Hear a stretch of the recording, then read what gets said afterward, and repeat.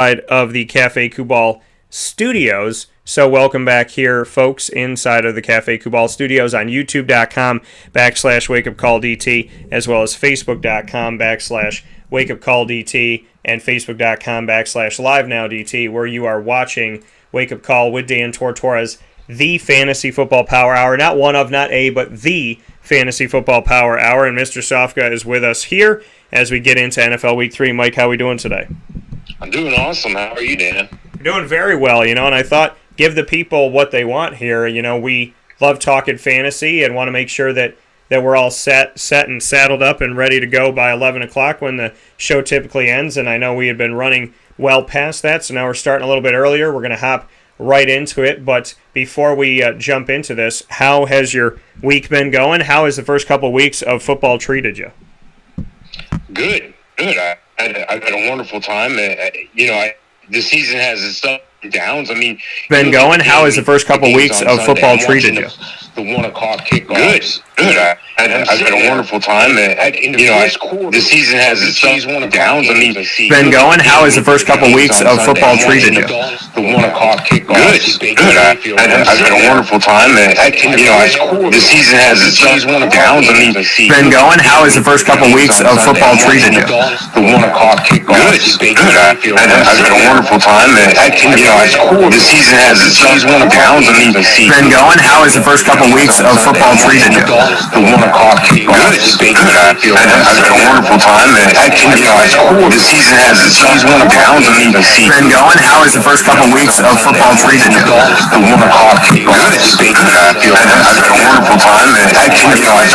The season has its ups and downs. I mean, been going. How has the first couple of weeks of football treated you? The 1 o'clock kickoffs. Good. I've had a wonderful time. The season has its ups and downs. I mean, been going. How has the first couple of weeks of football treated you? The 1 o'clock kickoffs. Good. I've had a wonderful time. The season has its ups and downs. I mean, been going. How has the first couple of weeks of football treated you? The 1 o'clock kickoffs. Good. I've had a wonderful time. The season has its ups and downs. I mean, been going. How has the first couple of weeks of football treated you? The 1 o'clock kickoffs. Good. I've had a wonderful time. The season has its ups and downs. I mean, been going. How has the first couple of weeks of football treated you? The 1 o'clock kickoffs. Good. I've had a wonderful time. The season has its ups and downs. I mean, been going. How has the first couple of weeks of football treated you? The 1 o'clock kickoffs. Good. I've had a wonderful time. The season has its ups and downs. I mean, been going. How has the first couple of weeks of football treated you? The 1 o'clock kickoffs. Good. I've had a wonderful time. The season has its ups and downs. I mean, been going. How has the first couple of weeks of football treated you? Good. I've had a wonderful time. The season has its ups and downs. I mean, been going. How has the first couple of weeks of football treated you? How has the first couple of weeks of football treated you? How has the first couple of weeks of football treated you? How has the first couple of weeks of football treated you?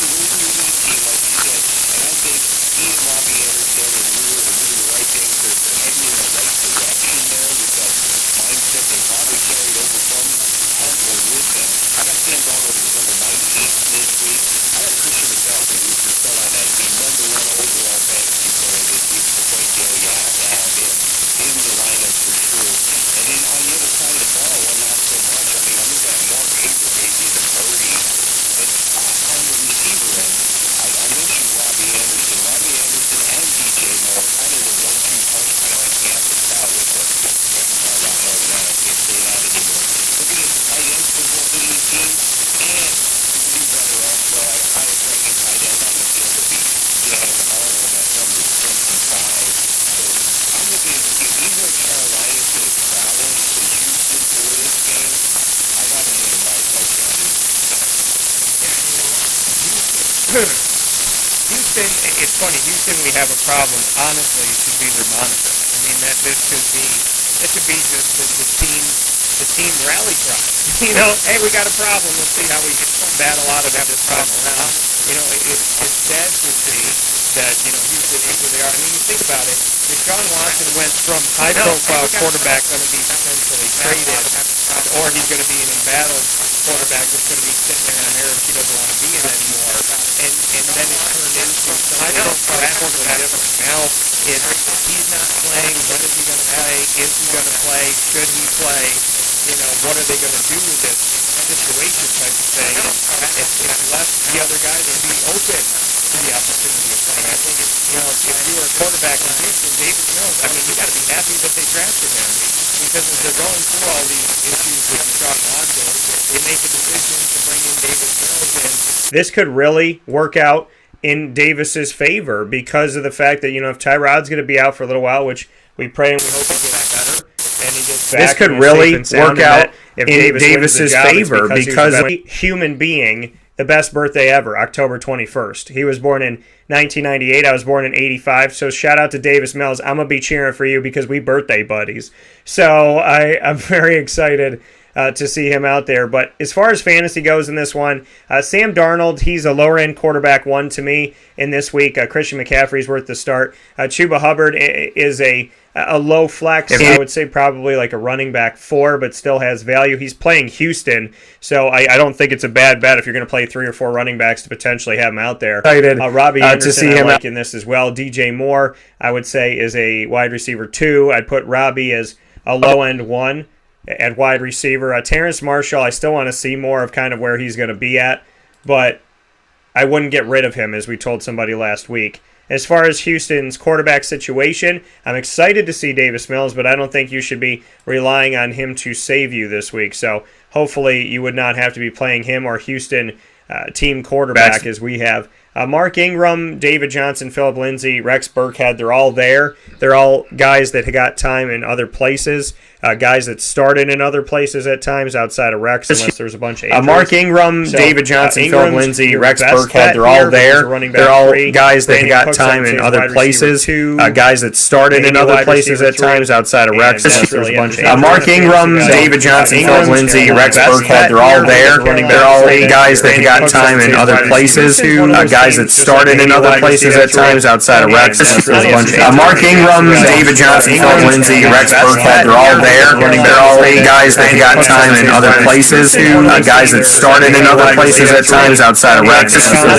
Mark Ingram, David Johnson, Philip Lindsay, Rex Burkhead, they're all there. They're all guys that got time in other places, guys that started in other places at times outside of Rex. Mark Ingram, David Johnson, Philip Lindsay, Rex Burkhead, they're all there. They're all guys that got time in other places, guys that started in other places at times outside of Rex. Mark Ingram, David Johnson, Philip Lindsay, Rex Burkhead, they're all there. They're all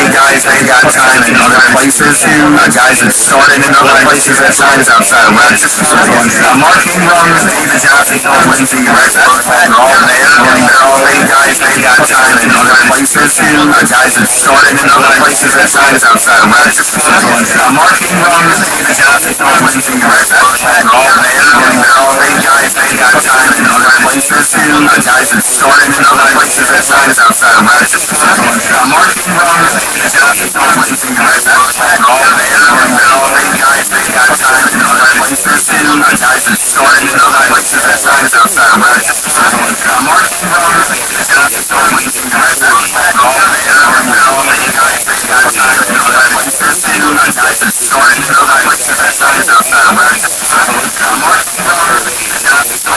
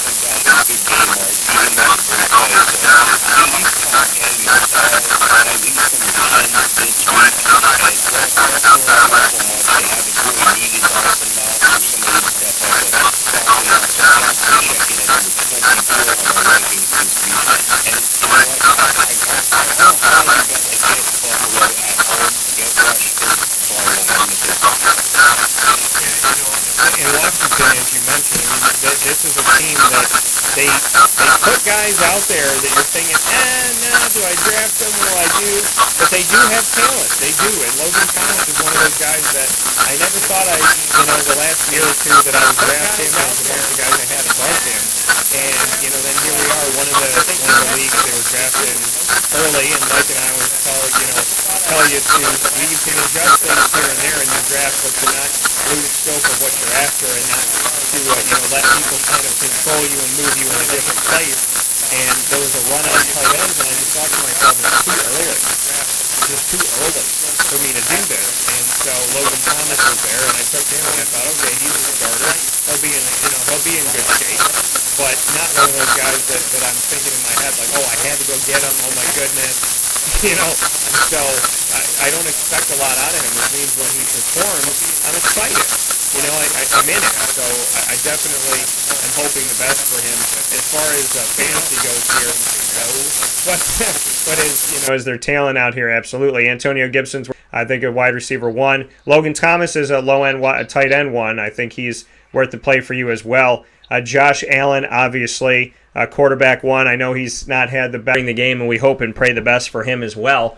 But the Buffalo Bills just came to play and did what they needed to do. Zach Moss got involved. I think he's good for a running back 3. A tight end 1. I think he's running back worth the play for you as well. And then Josh Allen, obviously, as a quarterback 1. I know he's good for a running back 3. And a tight end 1. I think he's worth the play for you as well. And then Josh Allen, obviously, as a quarterback 1. I know he's good for a running back 3. And a tight end 1. I think he's worth the play for you as well. And then Josh Allen, obviously, as a quarterback 1. I know he's good for a running back 3. And a tight end 1. I think he's worth the play for you as well. And then Josh Allen, obviously, as quarterback 1. I know he's good for a running back 3. And a tight end 1. I think he's worth the play for you as well. And then Josh Allen, obviously, as quarterback 1. I know he's good for a running back 3. And a tight end 1. I think he's worth the play for you as well. And then Josh Allen, obviously, as quarterback 1. I know he's good for a running back 3. And a tight end 1. I think he's worth the play for you as well. And then Josh Allen, obviously, as quarterback 1. I know he's good for a running back 3. And a tight end 1. I think he's worth the play for you as well. And then Josh Allen, obviously, as quarterback 1. I know he's good for a running back 3. And a tight end 1. I think he's worth the play for you as well. And then Josh Allen, obviously, as quarterback 1. I know he's good for a running back 3. And a tight end 1. I think he's worth the play for you as well. And then Josh Allen, obviously, as quarterback 1. I know he's good for a running back 3. And a tight end 1. I think he's worth the play for you as well. And then Josh Allen, obviously, as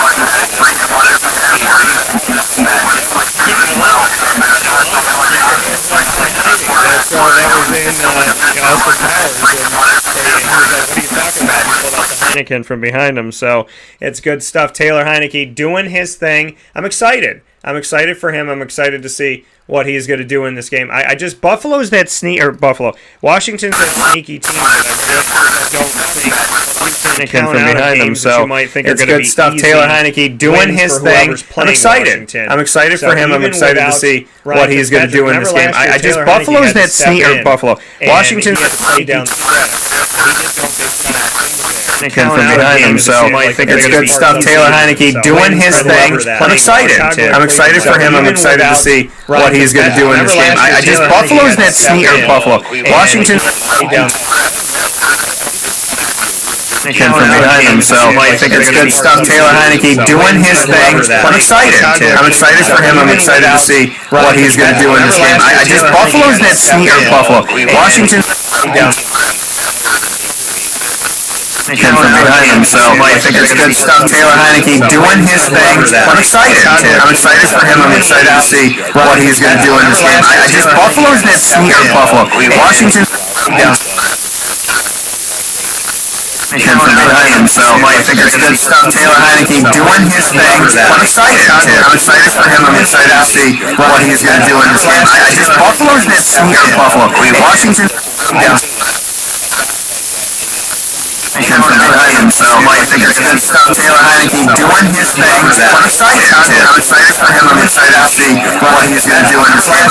Buffalo's that sneaky Washington Heineken from behind him, so it's good stuff. Taylor Heineke doing his thing. I'm excited. I'm excited for him. I'm excited to see what he's going to do in this game. Buffalo Washington, and so I figured that you know how to keep doing, and decided to what I was going to do is I just Buffalo's this Buffalo in Washington, and so I figured that you know how to keep doing, and decided what I was going to do is I just Buffalo's this Buffalo in Washington, and so I figured that you know how to keep doing, and decided what I was going to do is I just Buffalo's this Buffalo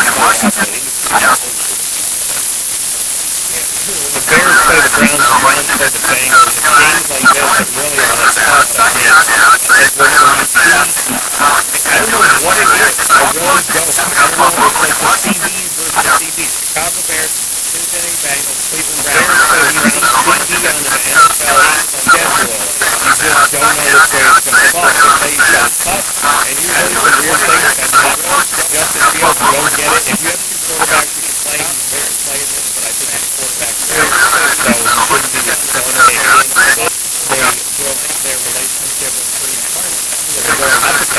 Well, Damian Williams will be going up against, I should say. He used to be the main guy when that situation occurred.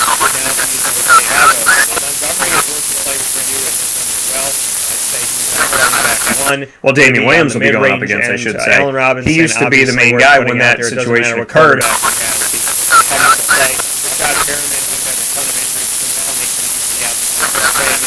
Well, Damian Williams will be going up against, I should say. Allen Robinson, He used to be the main guy when that situation occurred.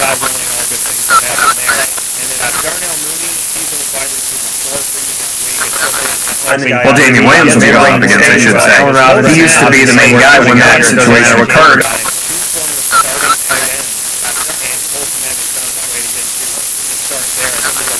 Well, Damian Williams will be going up against, I should say. He used to be the main guy when that situation occurred. Quarterback in Denver when Shamarko Thomas, Syracuse alum, who was on the show yesterday and every other Tuesday in the show in the episode. Well, Damian Williams will be going up against, I should say. Shamarko's quarterback was Case Keenum. Now he's with Cleveland. So yesterday and every other Tuesday in the show in the episode. He can use his same helmet because they're going to. Well, Damian Williams will be going up against, I should say.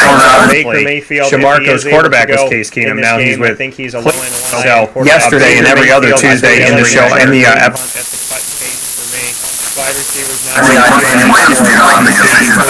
Baker Mayfield. Shamarko's quarterback was Case Keenum. Now he's with. So yesterday and every other Tuesday in the show in the episode. More fantasy value on Baker Mayfield. Shamarko's quarterback was Case Keenum. Now he's with. So yesterday and every other Tuesday in the show in the episode.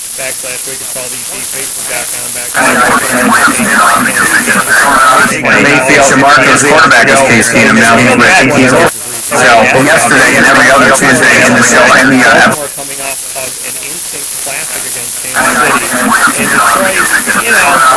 Mayfield. Shamarko's quarterback was Case Keenum. Now he's with. So yesterday and every other Tuesday in the show in the episode.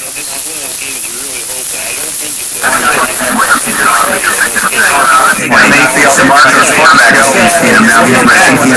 So yesterday and every other Tuesday in the show in the episode.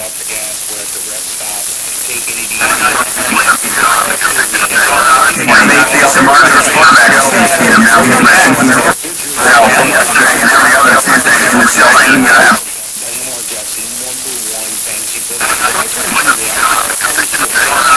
Mayfield. Shamarko's quarterback was Case Keenum. Now he's with. So yesterday and every other Tuesday in the show in the episode.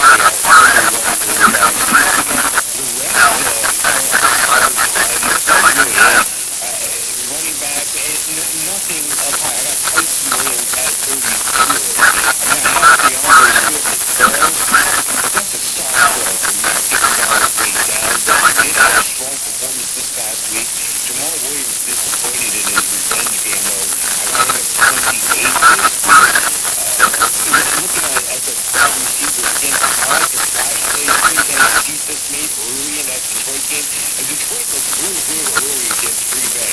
In the first half, I was like, Green Bay can't lose again. I was like, they're not going to beat RELA Upton anymore. You know, I was thinking, oh, you beat it, you go to Miami. Then the offense did a little bit of the second half, and the Lions did the Lions wiped out. So it's interesting the opposite as the Lions went in the second half and really played strong. I'd be more worried for Baltimore in this game. They're the wide receiver. I don't know if Andrews number 5 and TJ Hawkinson, of course, number 3. So there's where your value is. There's where your money is in this game. Lamar Jackson and the 2 tight ends. Those should be strong players. I mentioned Daly's fantasy players as well. I got to go with Kennedy taking the Ravens in this one. Yeah, I mean, how do you not go the Ravens in this matchup? With all honesty, I mean, the Ravens are the Ravens and the Lions are the Lions. I mean, that's the truth of the matter. These are two different teams in two different places. The Ravens are trying to show that they're, that they are worth believing in, and the Lions are trying to figure out who they are still. So Lamar Jackson playing. Tyson Williams, I picked him and put him out there. Loving what he's doing. This man putting that work in. Where is he from? UCF. So Tyson Williams, put him out there. Let him play. He's a running back too in most situations, but he played well, and he's playing Detroit. So play him. Sammy Watkins has risen to number 1 on the depth chart in front of Marquise Hollywood Brown. And so Sammy, I would say he's a wide receiver 3. Marquise Hollywood Brown, I'd say, is a lower end 3. Mark Andrews is a good play for you. I like the rushing attack, and Lamar Jackson, that man just elite. So that's reality. DeAndre Swift, the running back 2. Jamal Williams, the running back 2. And the non-household names of Khalif Raymond, Amon-Ra St. Brown, Tunja Cephas, Trinity Benson, Taterell Hodge, and Tom Kennedy. None of them worth a play for me. TJ Hawkinson is a tight end too. I got Baltimore rolling in this little doozy, so I'm going to pick the Ravens in this one. And Mike and I will take a quick step aside for a fast break. When we come back, plenty more coming up here on Wake Up Calls. We're Dan Tortora. Sports meets that thing called life, as Mike and I will be discussing our next game up, and that game for you, the next one up that we have here on the schedule is going to be obviously more 1 o'clock games. Before we head to 4 o'clock, we do these down the line. Thursday night football for the 1 o'clock, for the 4 o'clock, the 2 Sunday night football and Monday night football. So our next one on the schedule is Indianapolis, Tennessee, a battle inside the AFC South, and Mike and I will discuss it right after this fast break from Sports Meets Life. You are watching and listening to the Fantasy Football Power Hour, not one of, not a, but the Fantasy Football Power Hour, proudly presented by the Wildcat Sports Pub. Go see them on 3680 Milton Avenue in Camillus, New York, open 7 days a week with indoor and outdoor dining and takeout and delivery. 315-487-2222. That's 315-487-2222 for the Wildcats. We'll be back inside Cafe Cabal Studios right after this. Takeout and delivery, 315-487-2222. Oh, no, Lewis, guess what happy tastes like? You know why? Because we make ice cream.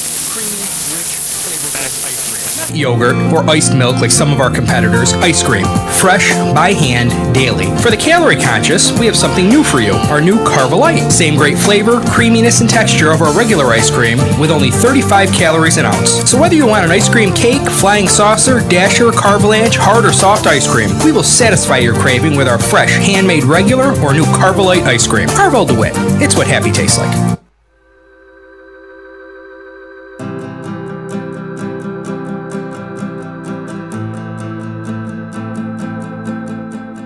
Cafe Cabal offers same-day local delivery of our products, offering no delivery charge for Onondaga County.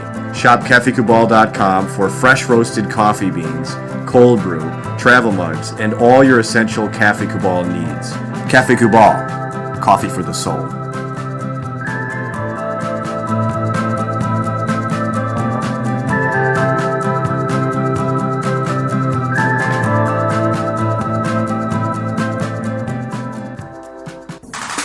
The Wildcat Sports Pub in Camillus, New York is located on 3680 Milton Avenue in the Home Depot Plaza. It is your family-friendly sports bar and restaurant. Folks, some sports bars aren't family-friendly. Some family-friendly restaurants are not sports bars. The Wildcat Sports Pub in Camillus, New York is proud to be both. It is that marriage that you've been looking for years. The Wildcat Sports Pub is your home base for your sports bar and restaurant needs, games for the kids, indoor and outdoor activities, and enough things on the menu to come back every single week and get to try something new.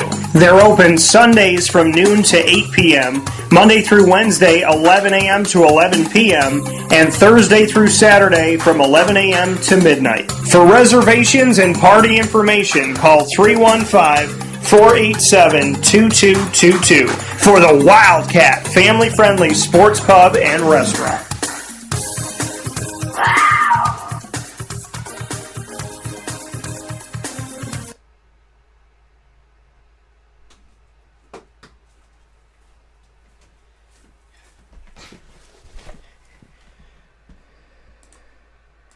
Welcome back here to Wake Up Call with Dan Tortora on wakeupcalldt.com, your one-stop sports shop, and on mixlr.com/wakeupcalldt, as well as on Facebook Live on facebook.com/livenowdt, facebook.com/wakeupcalldt, and on youtube.com/wakeupcalldt. We're inside of the Cafe Kubal studios, and you can find your Cafe Kubal near you on 3501 James Street, 324 West Water Street, 208 North Townsend Street, as well as 401 South Salina Street, all in Syracuse, in downtown Syracuse at the Galisanos Children's Hospital, and we thank them for all they're doing for our kids and for the community. You can find Cafe Kubal as well on 343 Fayette Street in the giant behemoth of a brown stripe building that looks like coffee being poured, with a whole new expanded parking lot as well, so plenty of spaces for you at 343 Fayette Street in Manlius. And you can find their drive-through location right by the airport, the Syracuse Hancock International Airport. And you can find that at the Sweetheart Corner on the corner of Route 11 and Taft Road. Corner of Route 11 and Taft Road right there in North Syracuse, New York, for the Sweetheart Corner drive-through location for Cafe Kubal. So, inside the Fantasy Football Power Hour, Mike and I up next, Indianapolis at Tennessee. Mike, what do you got? Yeah, before the season, I would have thought, oh, man, this is going to be a barn burner. This is going to be the game I'm going to have to watch. Well, not so much now. You know, there's injuries taking place and so forth. But I do like Derrick Henry a lot. What's not to like about him? But starting off at quarterback for both of these teams, Ryan Tannehill. Ryan Tannehill's on the Mendoza line here. He's 17 this week. And due to the injuries to Carson Wentz, well, Jacob Eason's going to get his start. And I think people are going to be pleasantly surprised. I don't have him graded very high, of course. First start, 34 on the rankings here. But I have confidence in this guy. I think he can build and become a quarterback. I think these are great situations for both him and Davis Mills. They've been, in the situation in the quarterback room. They've had their toes in the water. Now they're going to get to jump all the way in the pool, and I'm excited for both of those guys. Anyway, getting back on track here, Jonathan Taylor, number 13 on my ranking. Derrick Henry, of course, the best running back, but probably the best player on the field. Super fast for his size. He's number 4 on my rankings this week. And then at wide receiver, Michael Pittman, number 37. T.Y.'s out. They're just dinged up. Jack Doyle showed up for the first time in a long time this past week here. And looking over at the wide receivers, I'm not sure that I'm as excited about these guys as I've been in the past, but I got A.J. Brown at number 22, and I got Julio Jones at 34, so I'm not expecting a lot here, but that's okay. I may get pleasantly surprised. I'd rather be pleasantly surprised than greatly disappointed, if that makes any sense. And looking over at the tight end situation, I said Jack Doyle showed up last week. I got Anthony Furser at number 23 this week, and the Colts going to Tennessee. I want this game to be a field goal type game. It just may come down to it, but I got to go with the home team. I can't go with the rookie quarterback here. The Colts going to Tennessee. Yeah, and I think you got to. I mean, looking at this one here, the Titans, and like you said, you think this would be more of a matchup, but as it stands right now. I mean, with Indy, with everything that they've been dealing with injuries and whatnot, it's just, I mean, they're not a bad team, and I think that they were potentially, and they still may, I think they will surprise some people, surprise me a little bit here, but as they are right now, I don't feel fantastic about, where the Colts are at, and it's unfortunate for them to have to be in this place. I mean, really, ever since Andrew Luck decided 2 weeks before the season to retire, it's been really rough on them, and I hope that things get better. Jonathan Taylor is worth the play for you in this one. Michael Pittman went off. I think he's a wide receiver 2 for you. Could be a wide receiver 3 depending on how things shake out, but I like Michael Pittman to at least put out there somewhere in your receiver core, and I like Jonathan Taylor. Outside of that, it's all on Tennessee. I like Ryan Tannehill in the matchup as a quarterback 1, not as high as maybe some people you'd have on your list, but I do like Ryan Tannehill. Remind you that Mike and I both had him in our preseason rankings in the top 10, so I like Tannehill. Derrick Henry worth the play as well. A.J. Brown, yes. Julio Jones in this game, yes. I'd say Julio is still a wide receiver 2, not a wide receiver 1 for me, but I think this is going to be a good game for Tennessee. I think it's going to be good for fantasy value, and I think you're going to be all right. I'm going to pick the Titans as well, and as they say in D.C., tighten up, or tighten go. So we'll have some fun with the Titans this week. Mike, next one, Los Angeles at Kansas City, the battle of the AFC West. What do you have for this as the Western team travels to the Midwest to face off against Kansas City? Kansas City's still recovering from getting their heart ripped out of their chest by the Ravens, so I think that may be trouble for the Chargers. The Chargers are a great team. I like the Chargers, but geez, how can I go against Patrick Mahomes? The only guy I have ranked higher than him is Lamar Jackson. Patrick Mahomes, number 2 on the ranking this week. Justin Herbert's been playing great ball, though, ever since last year. He's still keeping up the pace. He's number 10 on the rankings this week. Looking over at running back, I got Austin Eckler at 7. He's the do-everything guy. He knows he's got to keep himself on the field. He's got Larry Roundtree trying to get on the field. There's still got Justin Jackson breathing down his neck, too, but he always performs. I got him number 7 on the rankings. Clyde Edwards-Helaire knocked down a little bit because of that Charger defense. Clyde Edwards-Helaire at 21. Looking at the receivers, one of the top names week in, week out is going to be Tyreek Hill. Well, maybe not so much. I'm just kidding. He is. He's number 1 on the rankings. And looking at the Chargers, they got a number 1 of their own called Keenan Allen on the other side. He's number 7 on my rankings. Everyone else has a dip down low. We're in the 30s and 40s. So I don't know if I can count on one guy. I can count on guys on other teams. I can count on Mike Williams. I can count on McCole Hardman. I can count on these guys to make big splash plays. But can I count on them to help me win my fantasy game this week? That's the question you got to ask yourself. Travis Kelce's asking himself, who's the best tight end in the league? Well, it's him week in, week out. Travis Kelce, number 1 tight end. And Jared Cook, number 11. He's a red zone guy. He's a touchdown machine. So Jared Cook, number 11 on my rankings. And looking at this game, I'll have to go with the Chiefs at home, especially coming off that loss. I think they're going to put up some points in this one. I like the Chiefs. Yeah, before we get to my thoughts on the Chiefs-Chargers, we had a question that came in, Mike. Tons of options for my flex half-a-point PPR. I need one from the following: Jamar Chase, Mike Davis, Brandon Cooks, Javonte Williams, Devontae Smith, or James White. He needs to pick one from Chase, Mike Davis, Brandon Cooks, Javonte Williams, Devontae Smith, or James White for flex half-point PPR. What would you say? Yeah, I go Mike Davis. I mean, you go with the running back. I mean, I'm tempted to go to Jamar Chase there. Brandon Cooks, I got number 14 on the wide receiver ranking. So, I mean, he's not asking an easy question here. But when in doubt, if all things are equal, everything's equal, and then one's a running back, one's a wide receiver, I'm always going with the running back because I think he's going to have more opportunities to get his hands on the ball. Yeah, for me, and so we'll make sure we put this in here for you, and thank you, Greg, for the question. So Mike's going to go. Mike says Mike Davis, and of your list, a half-a-point PPR, I would have to say,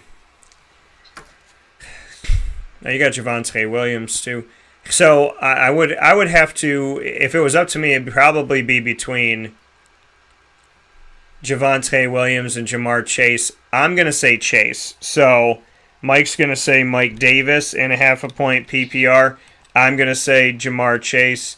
I'm saying Jamar Chase because, the situation that he's in. Obviously, he's with Burrow. I know Burrow, made some mistakes this week and whatnot, but he knows Burrow and he knows him well. And, half a point PPR, I'm going to go with Jamar Chase. This is a tough question. I mean, Mike's not lying about this by any stretch. I mean, this is not an easy question for us to answer because I like Javonte Williams in this too, like I said. So I'm going to say Jamar Chase. I believe I said that in one of the PPR questions last week. So I'm going to stick with that and go Jamar Chase. But thank you, Greg, for the question. If you have any thoughts or, rebuttal or whatever you'd like to ask, make sure you do that. You can send in your questions to mixlr.com/wakeupcallDT's live feed, as well as facebook.com/wakeupcallDT and youtube.com/wakeupcallDT. My thoughts on this game, Justin Herbert, I like him in the matchup, worth the play. Lower end quarterback one. Austin Eckler, you got to play him here. And Keenan Allen is worth the play as well. I would say outside of Keenan Allen, Mike Williams, a wide receiver 3. On the other side for Kansas City, I like Patty Mahomes. I like Clyde Edwards-Helaire as well.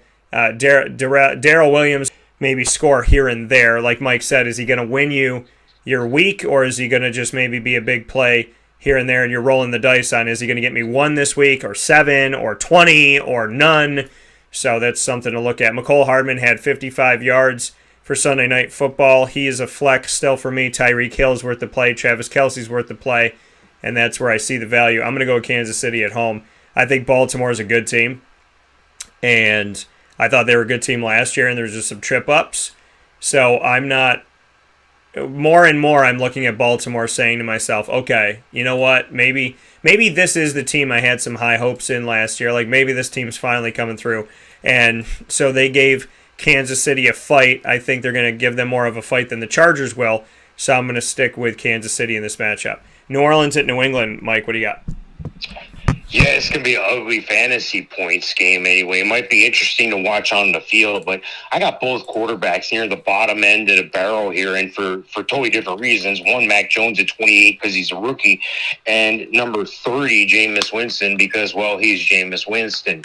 Going over to the running back situation here, Alvin Kamara, he's the best player on the field, highest-ranked player in this game here. Alvin Kamara, number 3 running back. And I'll tell you what, the running back on the other side, Damian Harris, has been playing real strong lately. I like him a lot. He's at number 20 on the ranking. The wide receivers, I'm not playing any wide receivers in this one. The highest-ranked one I have here is Marquez Callaway at 66 on my rankings. So I'm not playing any wide receivers here. And going over to the tight end position, Jonnu Smith has been showing up. He's number 17 on my rankings. Adam Troutman, number 20. So for whatever that's worth to you. Look, I like this game. I like this game better than I like the fantasy implications of this game outside of Alvin Kamara, of course. But I'm going to go with the home team here, the Patriots, to take the win. Yeah, the Patriots...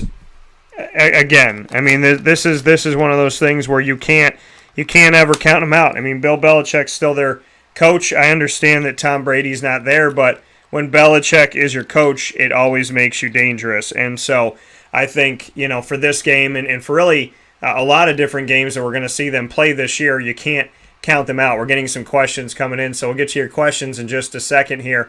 New Orleans at New England. Mike giving you his thoughts. I'll give you mine on the New Orleans-New England game, which will be played in Foxborough. But I'm going to go with Alvin Kamara in this game as well. I think Alvin is definitely week to week a cut and paste guy.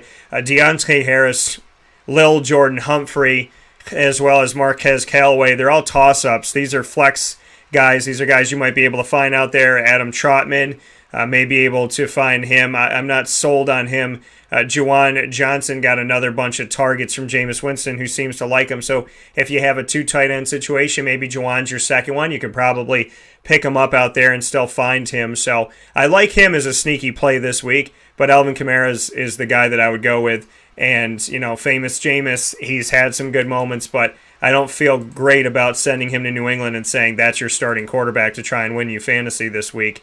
As far as New England goes, I'm not sold on Mac Jones being your fantasy quarterback to win it for you this week. So, Damian Harris, I would say, is a low-end running back 2, high-end 3. Jonnu Smith, a low-end tight end 1, high-end tight end 2.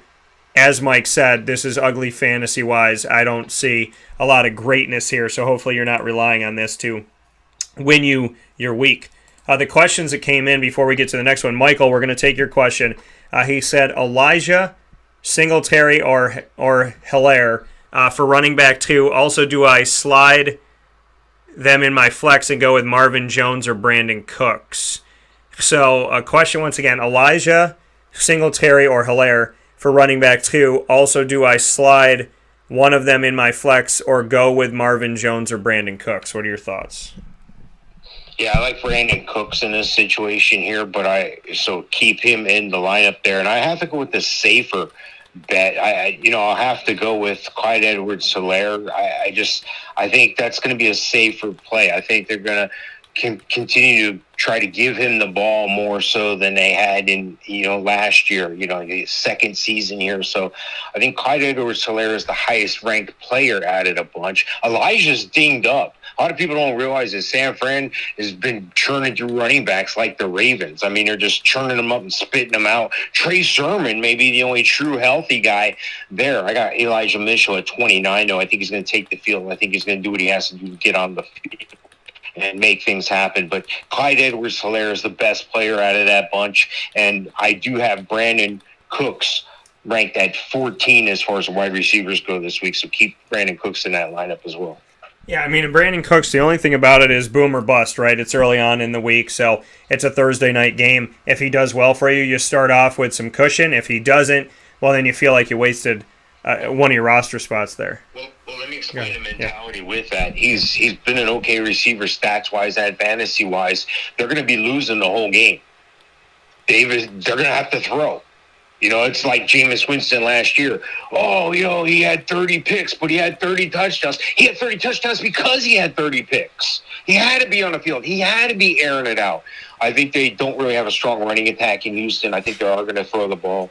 I think Davis Mills is going to surprise some people. And I think that the guy they're going to be throwing the ball to is Brandon Cooks. Yeah, I mean, I'm going to go with you on this one and say Cooks and Hilaire. I just wanted to bring up the point of that. But I like Cooks as the player that is kind of a sleeper that can help you out. I don't lean on him, but I think at times your team may lean on him during the season. I think he's a player that can help you out in that respect. Singletary with Moss and him still trying to figure things out. I'm going to say Clyde Edwards-Helaire. So I'm going to agree with Mike on the two pieces there to answer Michael B's question. Greg, you sent in a question to us, and I have to ask you, which Jay Williams is this? I don't know if it's Javonte Williams or Jamal Williams. I want to make sure we answer your question correctly and thoroughly here. So he said, who do I start in my running back 2 spot PPR? Mitchell, Henderson, Gaskin, Pollard, or Jay Williams. I don't know if that's Javonte or Jamal. So, and Greg just told us it's Jamal Williams. So, Mike, I'll let you go first on this. Who should Greg C. start in his running back spot PPR for running back 2? Elijah Mitchell of the Jets, Darrell Henderson of the Rams, Myles Gaskin of the Dolphins, Tony Pollard of the Cowboys, or Jamal Williams of the Lions? Yeah, this is a tough one. I know Jamal Williams just laid down the stinker in his old revenge game there. I got him at 28. I got Gaskin at 26.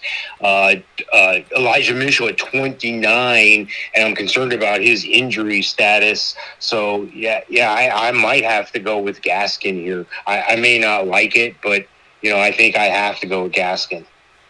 Yeah, I mean, would it be between Gaskin and Henderson for you? Do you think Henderson holds value there, or? No, because I think Henderson's dinged up, and you're going to see Sony Michel with the start for the Rams, and I don't even know if Henderson's going to dress. It just depends on how his Friday practice. But if they've named Sony Michel the starter already, I'm not even considering Henderson at this point. Yeah, so, Greg, to answer your question, Mike says Myles Gaskin. I'd stay away from Jamal Williams. I don't draft him. I just not sold on his fantasy value. I haven't been for a long time. Go ahead. I'm holding my nose with that one, and like I said, I got Jamal Williams ranked right behind him, and Elijah Mitchell ranked right behind him as well. I don't like it, but out of that bunch, he's the one. Yeah, I mean, I would like to tell you, Greg, I'd like to tell you Tony Pollard. I mean, that he's got a lot of value, but he's running well. Yeah, he is. So I would say for the running back too, Mike says Gaskin to answer your question, Greg, and I would say Gaskin or Pollard. And looking at them both, Myles Gaskin is going up this week at Vegas, going to be on the road, and then Pollard is going to be on Monday Night Football against Philadelphia. So I would say Gaskin or Pollard. Right now, I'm leaning more Tony Pollard. So I'm going to say I'm gonna send that to you, and I'm going to type it here so that you have it here on YouTube.com/WakeUpCallDT so we can answer that here. If you have any questions on your fantasy team specifically, send it to us. YouTube.com/WakeUpCallDT. The live feed is on. Facebook.com/WakeUpCallDT where Greg sent his. That live feed is on. And MixLR.com/WakeUpCallDT. That internet radio worldwide, that feed is on as well for you to send us your questions. Even aliens can send them to us. So wherever you are, you can send it out to us if you got our signal here. And so make sure you do that. Greg C. Mike said Gaskin. I said Gaskin or Pollard. Right now I'm leaning Pollard to tell you once again. And then we have Bruisin sent us a question.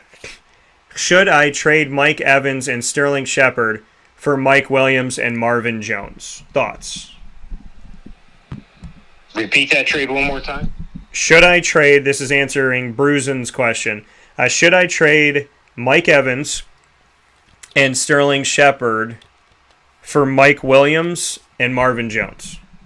No, I wouldn't do that. Whoever gets Mike Evans in that deal is going to win that trade. Now, I know there's only one ball in Tampa, and it needs to be spread around. But Mike Evans carries that trade by himself. So no, I like keeping Mike Evans. I like keeping whoever has Mike Evans side in that deal. They're the winner.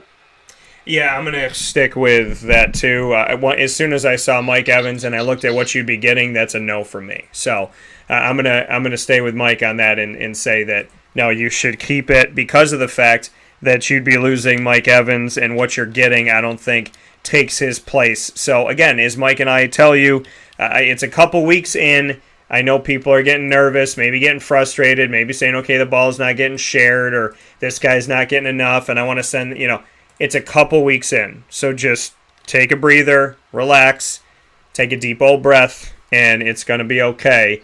Mike Evans, I don't see him in this trade helping. It doesn't help you out for what you're getting to give up somebody like that. I think the person asking you for this trade is hoping that you're dumb enough to do it, and don't be. So next one up, Mike, Atlanta Falcons at the New York Giants. What do you got? Well, that's not fair. What if he proposed to trade? Maybe he doesn't like Mike Evans. Well, he should like Mike Evans. That's what I'm saying. Yeah, this is not a game here. I mean, I got Daniel Jones ranked at number 9 just because Atlanta's looked really bad, in my opinion. That starts at the quarterback. Meanwhile, I got Matt Ryan at 22. Who would ever thought I'd have Matt Ryan at 22 and Daniel Jones at number 9? That's where they are, and it's all math when I do these projections. I'm looking at the running back situation. I think Mike Davis is due to break out. I think Saquon Barkley has had a substandard year, and I think he needs to break out a little bit, but he's still coming back from that injury. Remember, his first 2 games, he had a game, then 3 days later he had a game. 4 days later he had a game. So, and those are his first 2 back from the big injury. So I think Saquon's going to constantly improve by the end of the season. So Saquon's number 18, Mike Davis 15 on the rankings here. Calvin Ridley, best wide receiver on the field, he's at number 15, and Sterling Shepard, number 18 on the rankings, and the best tight end on the field is the rookie Kyle Pitts. He's number 8 on the rankings. I have to go down in the 20s to find Kyle Rudolph for the other side of the field. I have to go with the Giants in this game. The Falcons have just looked pathetic. But I do have a question for you. I do have a knock-knock for you. Knock-knock. Who's there? Owen. Owen who? One of these teams is going to be 0-3 after this one. It's going to be ugly. It's going to be Atlanta. I'm taking the G-Men at home. Yeah. Wow. I mean, yeah, Atlanta struggles. Atlanta definitely struggles. And I didn't feel good about them going into the season, and I think I've been clear on the fact that I'm not sold on Atlanta. So picking the Giants to beat them, that's just sad for Atlanta. So Philadelphia trounced them on the road 32-6, and I had Philadelphia winning that game, but not by that big of a margin. So I think Atlanta's got too much talent to be wasting it. And I think the Matt Ryan chapter, as I've been saying, I feel like it's coming to a close. It's coming to a place where we're going to see a change. I think at some point here in the next year or two, if they're playing like this and they're not scoring, then I'm definitely looking at the fact that they might start looking elsewhere sooner than later. But this is really rough for me. This is really rough for me to say that Atlanta's going to lose to the Giants. But they are playing on the road, and it is Saquon, even though he's been somewhat underwhelming. So in this Falcons game, Calvin Ridley, you got to put him out there. And then Russell Gage is a wide receiver 4 for me right now. And then Kyle Pitts is worth the play. I like Kyle Pitts as a low-end 1, high-end 2 at tight end. Mike Davis is worth the play for you as well. They're going to have to be potentially checked down and getting the ball out there. So he had 16 total touches in the loss that they just had this past week, so he's worth the play. On the other side of it, Daniel Jones, that's a no from me. Saquon Barkley is worth the play. Kenny Galladay, I think, in this one's worth the play. Sterling Shepard's a wide receiver 3 in this, and Kyle Rudolph might get himself a little start here as Evan Engram is injured, and Rudolph had 25 yards in the Week 2 game. I'd temper your expectations with him. If you need a tight end, someone got hurt or something, with your team, you need some help as a secondary tight end, Kyle Rudolph, not your first choice.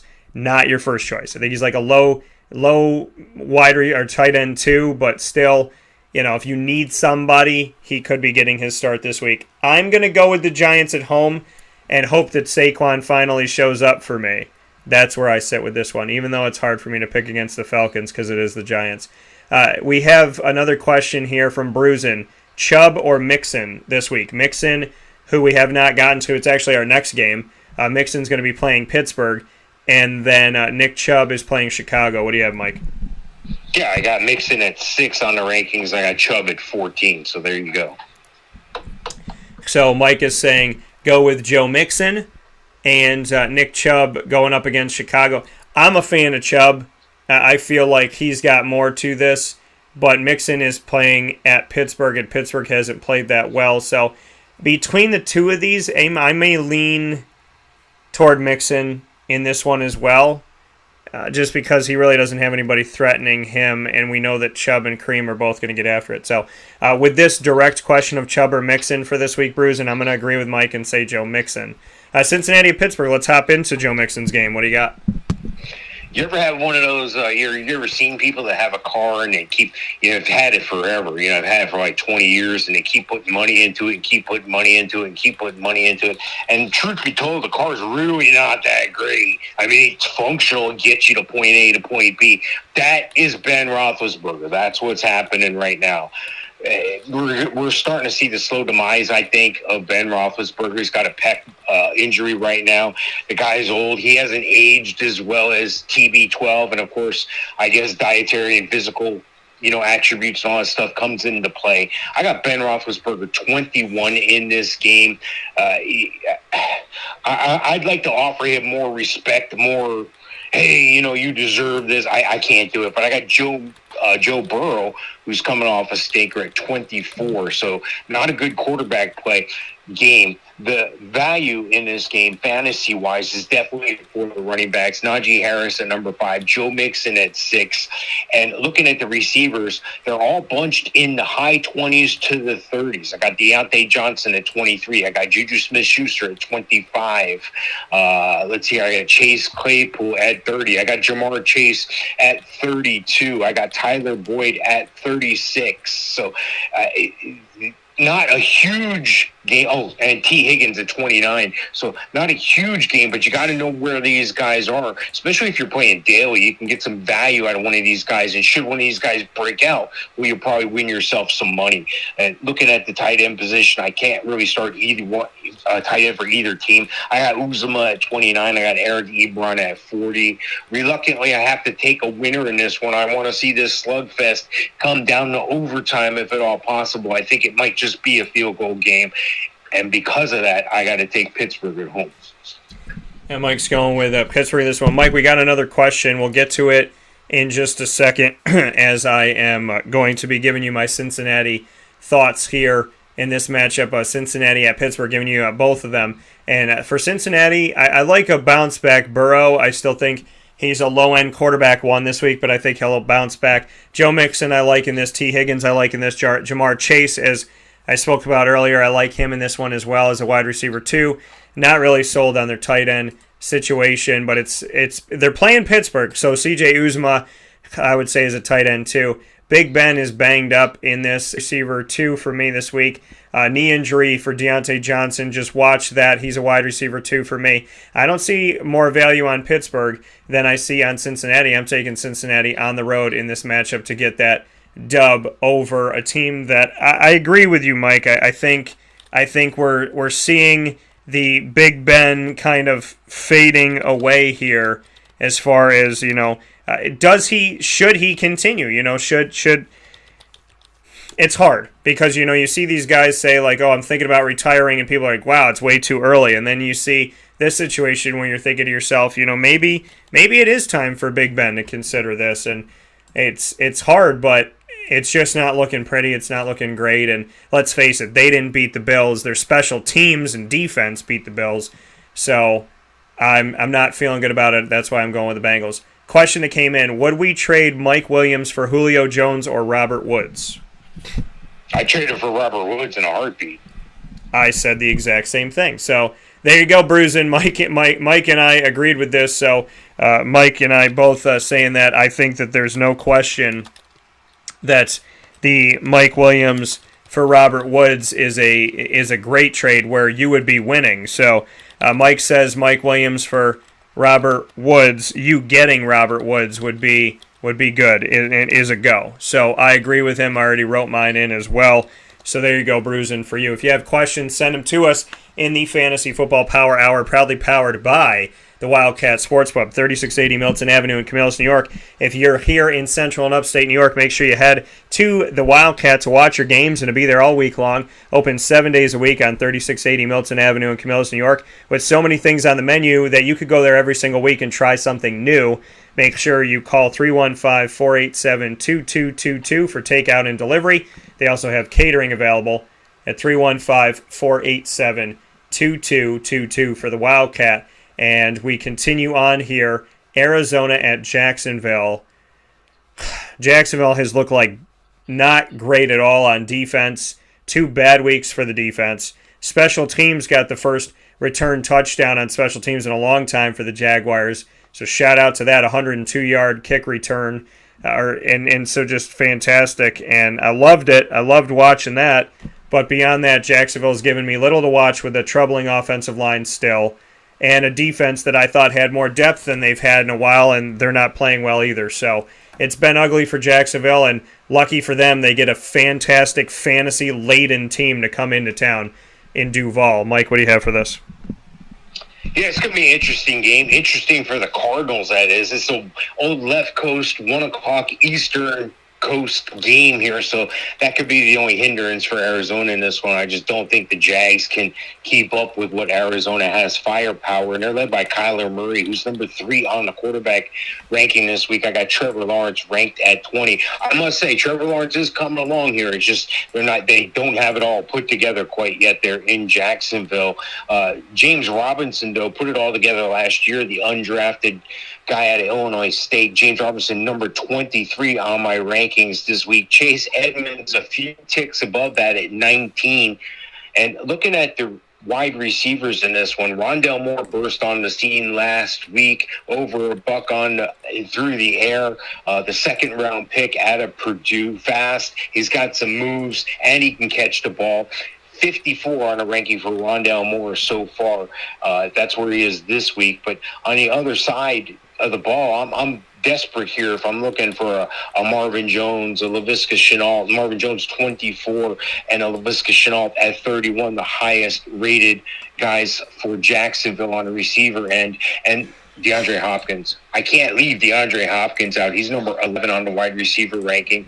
Looking at the tight ends, Jacksonville has a tight end going down right now, James O'Shaughnessy. He's not going to be taking the field. So look for a garbage time possible touchdown for Luke Farrell here. But I can't start anybody from Jacksonville in the tight end position. I can't start anybody from Arizona in the tight end position. But I do think Arizona is going to win this game in Jacksonville. Yeah, I got Arizona winning this game too. I think it's what Jacksonville has put up lately is just Arizona is better than the Texans, as we know. Denver. So, with although Denver's sneaky, Arizona's got a lot of fantasy value. So I just think it's going to be too much for Jacksonville. I like Kyler Murray in this. Chase Edmonds and James Conner. Both of these guys are running back threes for me. Chase Edmonds maybe like a low end 2, Conner a 3. Still watching to see how this shapes out. I like DeAndre Hopkins in this matchup. I think Christian Kirk and Rondale Moore might get involved, but those are flex guys. Wide receiver 4, I would say. Christian Kirk maybe a wide receiver 3, but really the value is in Kyler Murray and DeAndre Hopkins in this matchup. On the other side, Jacksonville is going to be passing, so Trevor Lawrence, if you don't get in trouble for interceptions, Trevor Lawrence is a guy that you could definitely use in this game. I think they're going to have to score in the 30s to compete with Arizona. So Lawrence isn't a bad bet. James Robinson's worth the play. DJ Chark, Marvin Jones. Marvin Jones, wide receiver 4. DJ Chark, wide receiver 3, I would say, at this point. Manhurts might get involved at some point, but he's a tight end 2, and you should be your second. Only if you're playing 2 tight ends do you look to him, not as a tight end 1 situation. Luke Farrell, starting role opens up here, so we know that starting spot is kind of open with all these guys. Maybe they could call Tim Tebow again since they thought he wasn't good enough to be there. But I think really James Robinson is your safest play, and your fantasy value lies in Arizona, who I think will get into the 30s, and I'm going with the Arizona Cardinals to win this game as well with Mike. So Mike and I have only gone against each other once in our picks this week, and that's the Steelers-Bengals game. I picked the road team, Cincinnati. He picked the home team, Pittsburgh. Next game up for us, Mr. Sofka, is New York Jets at the Denver Broncos. And Teddy Bridgewater played for both of these teams. Some people might forget that he was a Jet, but he played for the Jets, and now he's the Broncos quarterback. What do you got? Yeah, it's an interesting game. I like Teddy Bridgewater. I think he's got a good story. He's resilient. He just keeps on keeping on, and I like that about Teddy Bridgewater. The Jets and Zach Wilson seem to be going in the opposite direction. It's not an easy road game to go to the Mile High Stadium here. Looking at Zach Wilson at number 31 on the rankings this week. Meanwhile, I got Teddy Bridgewater at 14. Looking at the running backs, I got Melvin Gordon at 25. And then if you want to go Javonte Williams, he's at 36. He still gets touches. Guy's a rookie. And on the other side is a muddled mess with a Michael Carter, who I think is going to eventually come out on top. You had Michael Carter. You had Ty Johnson in the mix. But I can't start any of these guys. They're in the 40s as far as running backs go. That's not where you want to be. These are not the droids you're looking for. Corey Davis, number 38 receiver for the Jets. And on the other side of the ball for Denver, well, Jerry Jeudy's done for a little while, at least 6 weeks here. So you may be able to depend on Cortland Sutton. He's still slowly coming back from injury himself. So I got him at 41. And then, if you want to go a little bit deeper play, you can go with Tim Patrick, who I used in DFS this past week, and he picked me up a touchdown. So that was a good play. And looking at the tight ends, I'm not sure I can really play anybody for the Jets. And of course, on the other side, Noah Fant, you have to play him. He's number 7 on the rankings for tight ends. I got to go with the hometown team here in Denver. Yeah, I think this is cut and paste from last year and the years before. Unfortunately, when it comes to the Jets, is you pick the other team, whoever they're playing. Not a ton of value with the Jets. Corey Davis could be a sneaky flex for you as a 3 or a 4, probably a wide receiver 4. They're still trying to figure out the running game. Michael Carter's moving up, but still kind of waiting to see what he can be in this. Now, this is a cool game because Michael Carter and Javonte Williams both ran in the backfield for Carolina a season ago. They're both rookies, and they're playing each other in their first season in the NFL, third game ever. Michael Carter and Javonte Williams are going to try and have a little bragging rights, and I would imagine that they're going to be the guys switching jerseys at the end of this game, so hopefully there'll be a cool picture of that. But Michael Carter, for me, still low on the running back road, maybe running back 4 for you, just because of where the Jets are at. On the other side for Denver, a lot of value here. I like Teddy Bridgewater in this game. I think he's going to be able to throw all over this team. Tim Patrick has stepped it up. He's one of those guys that's on my list of you should have picked him up. If you didn't pick him up, he's probably potentially not there. So Tim Patrick is definitely worth picking up. Cortland Sutton, he's worth the play. Patrick's worth the play. Patrick behind Sutton. Noah Fant's worth the play. And, Javonte Williams is banged up here, so hopefully he can get out there. He's got an oblique injury. Melvin Gordon, if Javonte's not playing, then play Melvin Gordon. If Javonte is playing, then Melvin Gordon becomes a lower-end wide receiver or running back 2 for me in this. I think there's fantasy value, a lot of fantasy value with Denver. And I'm going with the Broncos. I mean, I have to. How could I not choose these Denver Broncos as we step forward here in our games that we have for you? And Mike and I will take a final step aside here in just a moment to get to the rest of these. We'll be taking a step aside here. If you have any questions coming in, make sure you send them here to the Cafe Kubal Studios Wake Up Call with Dan Tortora inside of the Fantasy Football Power Hour, proudly presented by the Wildcat Sports Pub. And so I love Cortland Sutton and the Broncos once again to take down the Jets at home in Mile High. And the next game that Mike and I are going to be bringing you here in the schedule that I'll defer to Mike to first here on youtube.com/wakeupcalldt, facebook.com/wakeupcalldt, and mixlr.com/wakeupcalldt as well as on the homepage of wakeupcalldt.com where the MixLR feed is embedded, and you can listen live there. Miami at Vegas, Mike, what do you have for this one? Yeah, this is not a big fantasy game by any stretch of the imagination. Jacoby Brissett probably going to make the start for Miami, based on the pain tolerance with Tua and the ribs. Brissett at 26 on the rankings here, and on the other side of the ball, Derek Carr, he's a great quarterback. He's good. He's not great, but he is number 12 this week on the rankings. Looking at the running backs, we talked about Myles Gaskin earlier, number 26 on the rankings. Kenyon Drake probably going to get the start most of the touches for an injured Josh Jacobs. Kenyon Drake at 32. Looking at the wide receivers, this is a muddled mess. Who would have thought the highest ranked receivers I would have on this is Devontae Parker and Will Fuller? But these guys are in the high 40s. I'm going the same direction with Hunter Renfrow and Henry Ruggs. These guys are in the 50s and 60s, so you can't count on these guys. They may make a big splash play, but I'm not sure they're going to carry you to a victory this week. So maybe look elsewhere if you have those options. If not, it is what it is.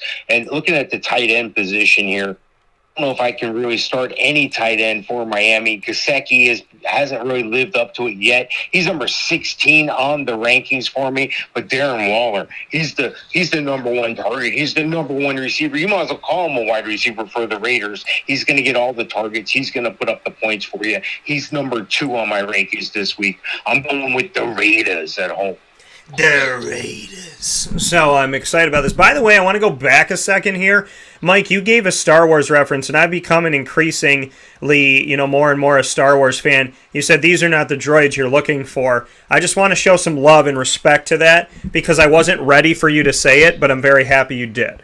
So I'm very excited about that. As we know, we got Bill Belichick, and I would love to play the Imperial March, but if you play like 3 seconds of anything on YouTube, they get frisky. And so does Facebook. So I have to say a million times this does not belong to us. Just like we would say these are not the droids you're looking for, YouTube or Facebook. But we love you both very much. So Myles Gaskin in this matchup, I think he's worth the play. Mike and I had mentioned him before. Will Fuller, the 5th.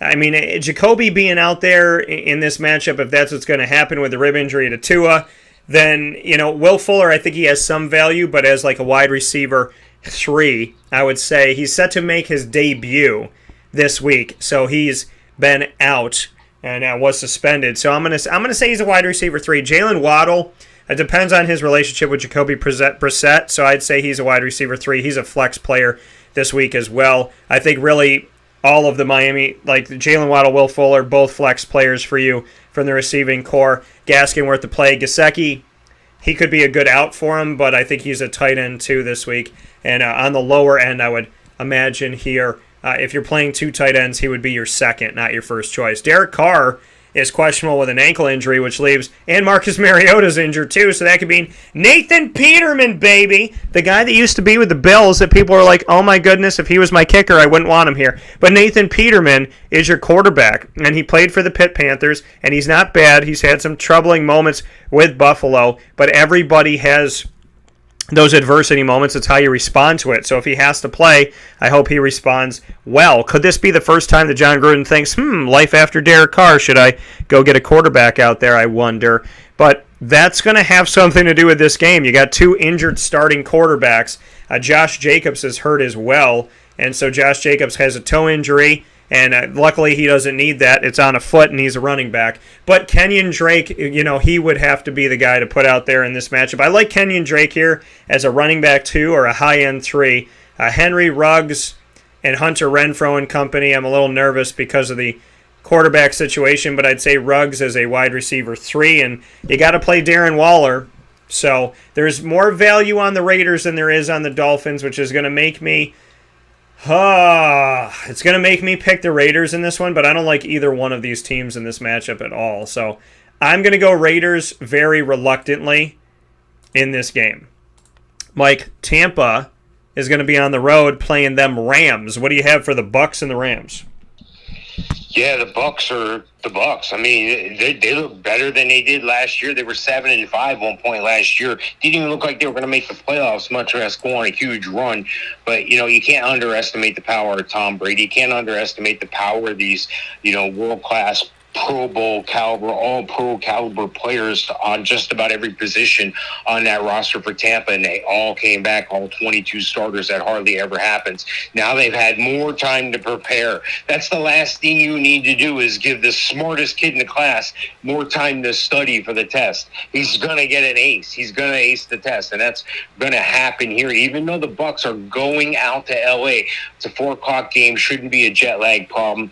Looking at Tom Brady at number 8 on the ranking here, and as far as the Rams go, I'd like to say I got Matt Stafford right there with him. He's just a couple notches below at number 11. So there's some value in quarterback play. There's also value in wide receiver play on this one.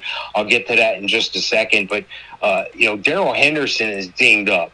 We're not going to know really till Friday if he's going to play. They've said Sony Michel is gonna get the start. So does that mean Darrell Henderson's going to play on a limited basis? I'm very touch and go with that. If Darrell Henderson was 100% healthy, he'd be number 10 on my rankings. But I'm in caution with that whole play there. I might even just stay away from that situation because it's 4 o'clock, and most of my other options might be 1 o'clock players. Looking at the Bucs, Leonard Fournette, touchdown Lenny, playoff Lenny, whatever you want to call him. He's number 24 on my rankings this week. The wide receivers where the value is. Cooper Kupp is having an outstanding season. This guy is huge. Coming off 16 receptions, 271 and 3 touchdowns is what this cat had. Cooper Kupp, number 2 wide receiver, only behind Tyreek Hill and ahead of Devontae Adams and Stephon Diggs and CeeDee Lamb and company. So Cooper Kupp, number 2. Robert Woods, number 24 on the rankings. Meanwhile, for Tampa, Chris Godwin checks in at 19. Mike Evans at 27. And a sneaky flex play I like, Antonio Brown, number 40. Looking at the wide receivers, well, the Rams may not be knocking down the door of any Hall of Fame situation yet, but Tyler Higbee is coming along. He's number 9. But who would have thought that Gronk would be making a Tom Brady-like presence at this old age? Gronk getting it done still. Number 6 on my rankings this week. I'm taking Tampa on the road. Yeah, I mean, this has got fantasy value all over it. And at the wide receiver core, I mean, you might have wide receivers. If you got them playing each other, this is your week, baby. If you have Cooper Kupp and Robert Woods and Rob Gronkowski, and if you have these receiving cores making it interesting up against Mike Evans and Chris Godwin and so on and so forth, even in Antonio Brown to get involved here somewhere. I love what this game looks like from the receiving core. Like, this is the receiving core fantasy game to watch of the week. Tom Brady, yes, play.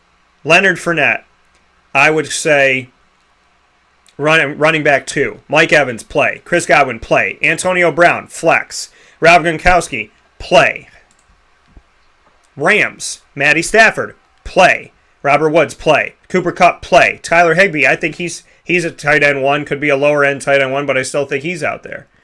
Darrell Henderson, if he's not going to play with his rib injury that's left him questionable, then Sony Michel will be out there for the team. Could be a good PPR, little check down guy for you, could help you out maybe a little bit, potentially. But remember, he was on a team with James White where he didn't have to do it. So, Robert Woods, Cooper Kupp, Tyler Higbee, Matt Stafford, yes for the Rams. And Fournette, Evans, Godwin, Brown, Gronk, Brady, good for the Bucs. The Bucs are nasty. And I really hope that this is like a game of the week thing. I want to see these teams score in the 40s. I don't think they will. It could be like 28, 20-something. But I am excited to see this game because of the quarterback play, the wide receivers that will get involved. This could be the game that breaks open your fantasy day, so definitely watch it. Seattle at Minnesota, the final game before Sunday Night Football. Mike, what do you got? Yeah, I like this game a lot, too. It's going to be an interesting game to me. Russell Wilson, number 5 on the quarterback rankings here. And on the other side of the ball, Kirk Cousins, normally Mr. Mendoza, down a couple ticks here to 18 this week. Running backs is where the money is in this game here. You know, I like Chris Carson. He's having a heck of a year. I've been on him for a long time in Dynasty and keeper leagues. The guy at Oklahoma State seems to be getting it done. I know he's dealt with some injuries, but checking in at number 11 on the rankings. Then the other side of the ball, of course, Dalvin Cook, number 2, second only to Christian McCaffrey, and above Alvin Kamara and Derrick Henry this week. So that should tell you something. Dalvin Cook, number 2 on the rankings. Looking at the Seahawks, there's a guy that I want you to remember. You probably saw him last week. If you're playing DFS, Freddie Swain, the undrafted guy out of Ocala, Florida, from the Florida Gators. Freddie Swain, keep that name tucked away. He could be that really affordable last-minute guy that you fill in so you can get some of those big, more expensive guys. But looking at the other receivers in this, Justin Jefferson, who I think is going to end up with the best career of anybody on the field here. Justin Jefferson, number 12 on the receiver rankings. Adam Thielen, number 16 for the Seahawks. That the combination of DK Metcalf, he can take one deep with his speed anytime. Number 10 on the rankings. And then, of course, Tyler Lockett. How can you forget that cat? He just seems to be where the ball is. He just seems to be a playmaking guy, and anytime he takes the field, you got to account for him. So I like Tyler Lockett a lot as well. Looking at the number 6 on the rankings there, and looking at the tight end position, really not sure that I have a tight end that I'm interested in starting this game. I don't even know if they should play one. Gerald Everett may be the guy in Seattle, but that's about it right now. You can't count on a Tyler Conklin yet out of Minnesota, number 31 on my rankings. Minnesota off to a horrible start. They got some playmakers. Seattle coming off that big game with Tennessee. This might be a letdown game. Russell Wilson getting it done through the air, but this may be a letdown. I'm going to say Seattle wins, but I'm going to put up the alert signals for an upset here. Alert signals are firmly up in the air, and these still aren't the droids that you're looking for. Seattle at Minnesota, I'm going to go with Russell Wilson in this. Chris Carson, DK Metcalf, Tyler Lockett, Gerald Everett. Like you talked about, he had two receptions. Chris Herndon there for Minnesota as well, trying to find something, get something going here for the Minnesota Vikings, and Herndon coming to them from the Jets. I don't see any value at the tight end for either team. I think, Jefferson and Thielen are the guys to look at, and obviously Dalvin Cook. I love the fantasy value of the game, and I'm going with Russ the Bus in this one as well, and I'm going to pick the Seahawks over the Vikings on the road. Mike and I taking our final step aside here on Wake Up Call with Dan Tortorez, the Fantasy Football Power Hour. Not one of, not a, but the Fantasy Football Power Hour. It's the only place you should be every single week, and we do it on Wednesday so that you have more than enough time you got more than 24 hours from our Wednesday broadcast to be ready for Thursday Night Football. and Sunday night and Monday night. We put you there, and we give you all these days so you can write into us if you have questions. If somebody goes down, if something changes, if the injury report changes, you can write to us. Facebook at WakeUpCallDT, Twitter at CallDT, Instagram at WakeUpCall_DT, the Winning Fantasy Football Group, and of course live on YouTube.com/WakeUpCallDT, Facebook.com/WakeUpCallDT, and on MixLR.com/WakeUpCallDT. So no excuses. We are here to help you, so let us do that. We'll take a step aside before we get into Sunday and Monday Night Football, and Mike and I will be back with plenty more inside of the Fantasy Football Power Hour, proudly brought to you by the Wildcat Sports Pub. This is Wake Up Call with Dan Tortora in your Cafe Cubal studios, and we'll be back after this fast break.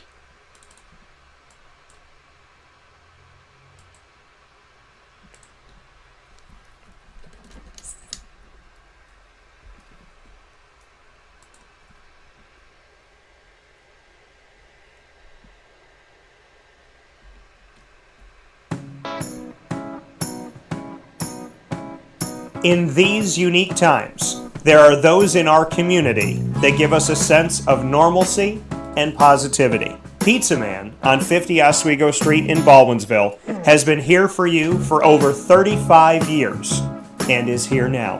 Call 315-638-1234 or order online at pizzamanbville.com to bring those familiar tastes into your home. And remember to come see our monthly on-site broadcasts centered around the community and our Baldwinsville Bees.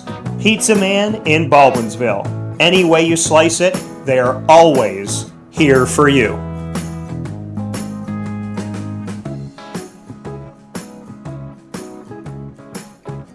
This is Jimmer Sikowski, owner-operator of Chick-fil-A Cicero, 7916 Brewerton Road in Cicero, right in front of the Home Depot. I had a deep feeling that God wanted me to do something bigger with my life and to help people, help others. I kept putting Chick-fil-A in my life, and I realized as I was going through the franchise selection process that positively impacting the lives of others was really core to what we do here at Chick-fil-A. First of all, it starts with the food. The food is brought in fresh daily. We bring in local produce. We prepare to order in the kitchen. We hand butter our chicken. We hand spin our milkshakes. It's great food. It doesn't taste like fast food.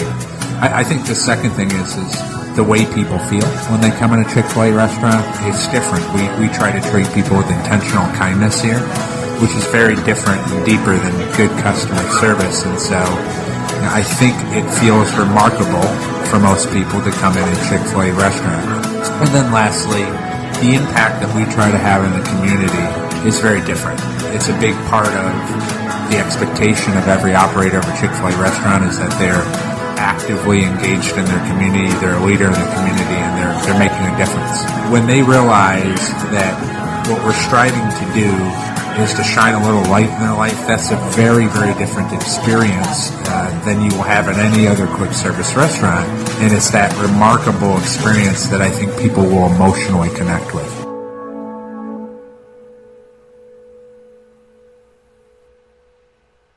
I'm George Townsend of Honda City with some good advice when buying a new car. The true cost of owning a new car is determined by the appraised value when you trade it. No vehicle appraises higher than a Honda. Next, look for low APRs and deep discounts. You also want low maintenance costs and great fuel economy. That's why my advice to you is to buy a new Honda. Looking pre-owned, visit our Honda Certified Used Car Center. Honda City, 7140 Henry Clay Boulevard, Liverpool, or HondaCity-CNY.com. It would be a pity if you don't shop at Honda City. Our corporate purpose at Chick-fil-A is to glorify God by being faithful stewards of all that's entrusted to us and to positively influence all those who come in contact with Chick-fil-A. And what became increasingly clear from our success in Cicero is that people love Chick-fil-A. And also I think we recognized that we had a great opportunity to grow the brand and grow our platform. I felt incredibly grateful when I was selected to be a Chick-fil-A operator. I think what it's meant for me, what I've come to realize on a very deep level is that this is a calling for me. It's not a career, it's not a job. The Lord called me to be a Chick-fil-A operator and to use these restaurants to glorify Him and to positively influence other people. I'm blessed. I'm very blessed. head to Chick-fil-A Clay on 3974 State Route 31 in Liverpool, New York. Welcome back here to Wake Up Call with Dan Tortora on wakeupcalldt.com, your one-stop sports shop, and on mixlr.com/wakeupcalldt. Mr. Sofka of Hall of Fame FantasyFootball.com is hanging out with me here. Also, our winning fantasy football group on Facebook. Join that by simply going to Facebook, typing in Winning Fantasy Football, and clicking join. It's as simple as that. It's as easy as that. And you're probably on Facebook right now watching and listening to us, so you could do it while you're doing that. Watch Wake Up Call with Dan Tortora every Monday through Friday from 9 a.m. to 11 a.m. Eastern Time on youtube.com/wakeupcalldt, facebook.com/wakeupcalldt, and facebook.com/livenowdt. You can also listen on mixlr.com/wakeupcalldt and on wakeupcalldt.com's home page. So make sure that you do that. Mike and I got 2 games left, Sunday and Monday Night Football. You got questions, send them in on those avenues that I just mentioned to you where you're listening and watching live. Green Bay at San Francisco. Mike, what do you have for the Packers facing off against the Niners on the West Coast? Well, it only took the Packers 6 quarters to stop hitting their snooze button and wake up already, but they did in the second half of that game against the Lions. They looked really good. They looked what I expect the Packers to look like. Now they travel all the way to San Francisco and put it on the line there where San Francisco's 2-0. Sunday night game, this is going to be a great game to watch. I'm really excited about it. Aaron Jones, number 13 on the rankings. Jimmy Garoppolo, number 16. Looking at the running back situation here, Aaron Jones. The guy had like 4 touchdowns in this last game here. The guy's a beast. A couple of them were through the air. I think 3 of them were through the air, 1 of them on the ground. So it was just an outstanding performance. That was a performance where Aaron Rodgers didn't light it up in the air, yardage-wise, but he was effective and he got the touchdowns and he led the team, especially in that second half there. On the other side of the ball, I'm not sure if I'm and Elijah Mitchell being 100% injury-free, and Trey Sermon should be the other active participant in that backfield, but I don't know which one to take. I got Elijah Mitchell at 29, Trey Sermon a lot further down, so I'm going to stay away from that situation if I can. Looking at the wide receivers here, Devontae Adams, the number 1 wide receiver on the field, but a young guy who's coming up behind him is Deebo Samuel on the other side of the field. I got Deebo at number 8, and I got Devontae at 3. Big drop off after that. I can't really start anybody else wide receiver wise in this game. And looking at the tight end situation here, I got George Kittle. Everybody knows George Kittle, top 5 tight end year in, year out, number 4 on the rankings. And I'm not sure I can count on Robert Tonyan, but I do like him at number 14 on my rankings this week. I'm going to have to go with San Fran at home just because if this game was being played in Green Bay, I might go with Green Bay at home. So I'm going to take San Fran at home. I hope the fans saw my face when I was like, "Bar!" I thought you were going Green Bay.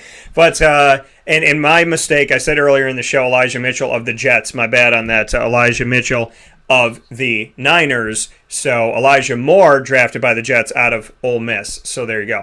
Aaron Rodgers worth the play for me in this one. Aaron Jones worth the play as well. And blessings to Aaron Jones. And I hope you found everything with your dad's ashes and all that. So my best to Aaron Jones, and God bless. A.J. Dillon got involved. He's still a running back 4 for me. Devontae Adams, I like it. Alan Lazard not targeted at all Monday night, so how about that? And so with 3 catches for Randall Cobb in his return, and then nothing for Marquez Valdez-Scantling. So hard to tell you anybody besides Devontae Adams, but I think Lazard or Cobb could be a sneaky flex for you. Robert Tonyan worth the play as well. My guy Mercedes Lewis is behind him from Jaguars. Love you, Mar Samuel, I would say is worth the play for you. Wide receiver 2, or I like him at flex because I think there's other people to put out there. But Deebo Samuel, I would say obviously put him out. Brandon Ayuk got to play but didn't do much in this one. Trent Sherfield finished 3rd in wide receiver snaps. So really Deebo Samuel and George Kittle are your best bets. Mike's going San Fran. I'm going with the team that went there twice last year and beat them both times. Green Bay went in, ba-boom. They went in and got ba-boom. So I got to go with Green Bay. Let's go Pack go. Let's see if they can go 3-0. So I like the Packers in this matchup, and I like a little more fantasy value on their side as well. I'm going Pack on this. Our final game of the week, week 3 of the NFL season, inside of the Fantasy Football Power Hour, proudly presented by the Wildcat Sports Pub. Philadelphia, Dallas. Mike, what do you got for Monday night? Yeah, it's going to be a great game. It always is in the NFC least, of course. These teams battle each other at least. Philadelphia looked great in their first game of the year. They look like world beaters, not so much after that, though. And Dallas has had the opposite, situation there. Not so much week 1, and then they got that road victory at the Chargers there. I like this game a lot for fantasy. It has some fantasy implications. I got Jalen Hurts for Philadelphia ranked at number 6 and Dak Prescott number 7 as far as quarterbacks go this week. And as far as the running backs go, a little bit different situation. These guys are downgraded a little bit from where we're used to. We're used to hearing these guys in the top 10. These guys are RB2s right now, and Zeke Elliott and Miles Sanders checking in at 16 and 17. I do have Tony Pollard making an appearance here on the ranking, but he's like in the high 30s. So yes, I think he's a better running back right now than Zeke, but we'll see how that distribution shakes out. They're in a good position in Dallas. A lot of teams who have that 1-2 punch at running back now are doing really well. Dallas also has a 1-2 punch at wide receiver with CeeDee Lamb checking in at number 5 and Amari Cooper at number 9 on the ranking. The Eagles, well, not so much. The Eagles have Devonta Smith, and he checks in at number 26 on my rankings. Looking at the tight end position, Dallas Goedert's the one you want. He's number 12 on the ranking here. And for Dallas, well, not so much. Maybe a Dalton Schultz checking in at 26 or a Blake Jarwin at number 30. Frankly, I'm probably not playing either one of those guys, even in daily. I'm going to go with the Cowboys at home to beat the Eagles. Get it, girl. I like it. I'm excited about it. Looking forward to it as we move forward here. Green Bay, pardon me here on this one too. Green Bay had dropped 2 in San Fran and then beat San Fran on November 5th of 2020. So my note here on this is I'm correcting myself, my little stat correction. So let me make sure I say that. But I'm going with Green Bay still on the road at San Francisco. This Monday Night Football game, I would have, last year, oh my gosh, both of these, the NFC East was horrible. Terrible. They were terrible. So just bad, ugly. At one point, we thought a 4-win team was going to win the division. It was vomitous. But I actually think this is going to be a good Monday night game. Jalen Hurts is having fun. There's fantasy value. Dak is back. I am really, honestly, I'm probably as excited for this Philly-Dallas game right now than I was when I was back in college. And, we're talking, this was 2006, 15 years ago.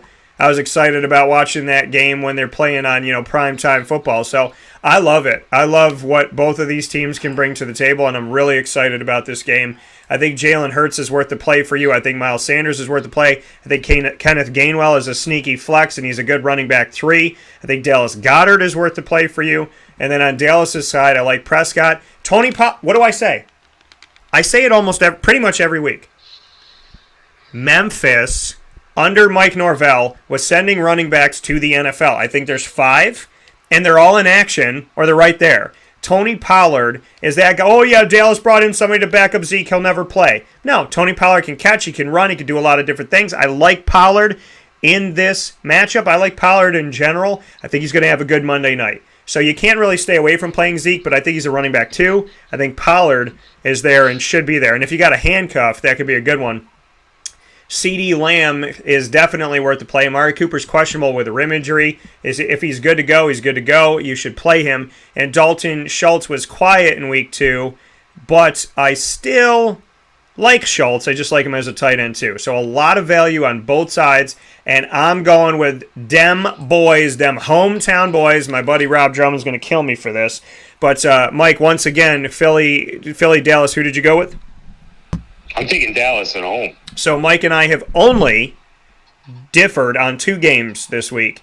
We picked in the Packers-Niners on the road in San Fran. Mike picked 49ers. I picked the Packers. Bengals at Steelers. Mike picked the Steelers. I picked the Bengals. So in the 2 games we differed on, I went road. He went home. We both went the Cowboys on Monday night. Mr. Sofka is always in the Fantasy Football Power Hour, the place that all fantasy football and NFL fans and football and sports fans in general should be.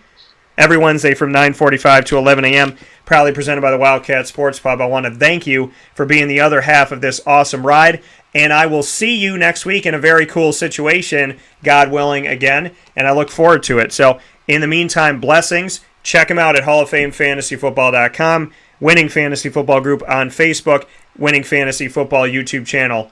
Thank you, Mike, for all you do. Thank you, Dan. I look forward to seeing you next week as well. It sounds good. That coming from Mr. Mike Sofka, which means that we have wrapped up today's broadcast of Wake Up Call with Dan Tortora, and I appreciate you so very much for being a part of the show. So, we'll bid you adieu.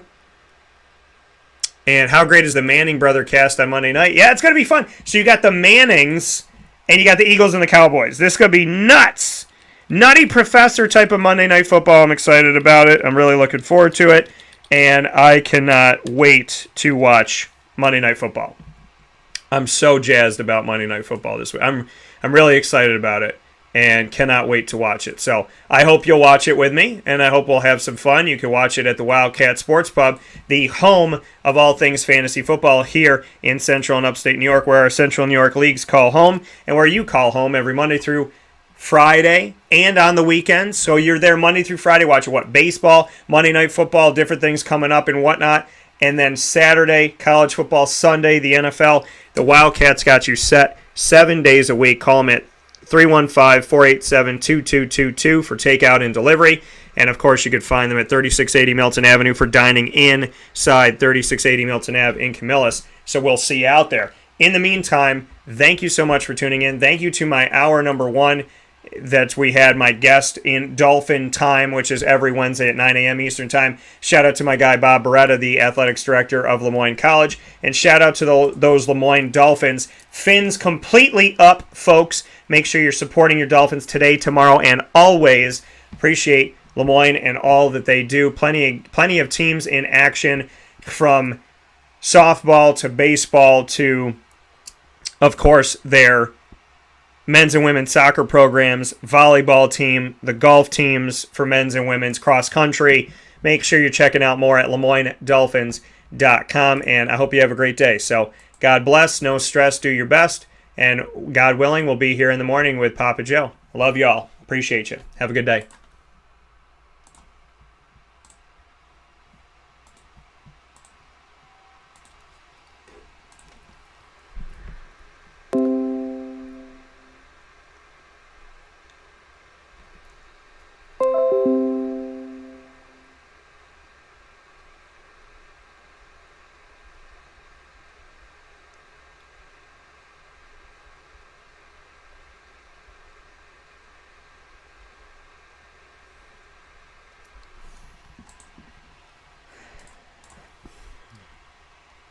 I'm a man of my word.